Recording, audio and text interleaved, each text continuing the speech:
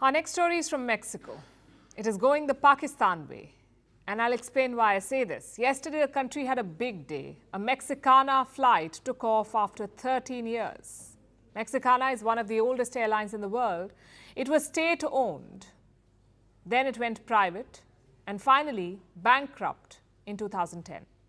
Now it's back in the air. And while the return of Mexicana may seem like a cause for celebration, there's one detail that is concerning. The airline is under new management. That's the Mexican military. That's right. The army has entered the commercial airline industry. It already has a business portfolio which includes running airports, trains, managing customs, building and running hotels, and even constructing bank branches. The Mexican army does all of this. Basically, the military is taking over Mexico's economy. It doesn't bode well for its democratic credentials. If you don't believe us, just look at Pakistan to see exactly what and how much can go wrong when the military takes over. Here's a report. Mexicana de Aviación. It's the fourth oldest airline in the world still in operation. Well, it regained that rank yesterday because it had technically ceased operations in 2010. But yesterday, a Mexicana flight took off after 13 years. It flew from the capital, Mexico City, to the resort town of Tulum. The president of Mexico, Andrez Manuel Lopez Obrador, was beaming with pride. He has grand plans for the revived airline. We are going to consolidate this airline in the time we have left in office, and we are sure that those who will replace us will finish the job of strengthening Mexicana de Aviación. Obrador is out in 2024. He can't stand for re-election. But his confidence in the airline's future may not be misplaced.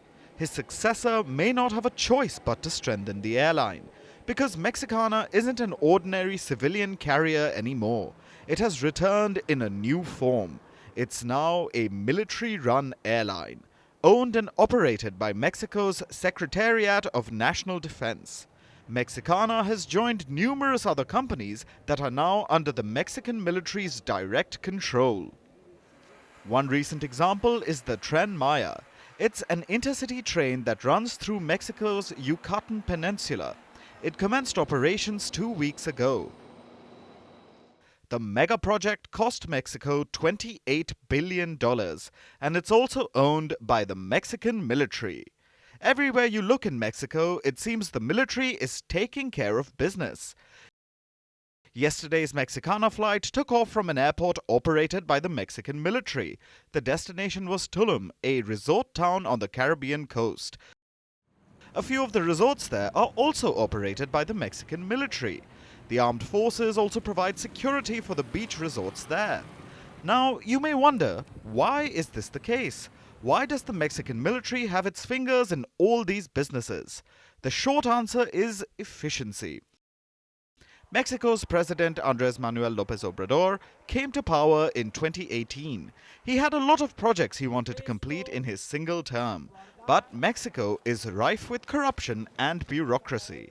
So he turned to the military. He gave them assignments and responsibilities outside their purview, with the belief that they are incorruptible.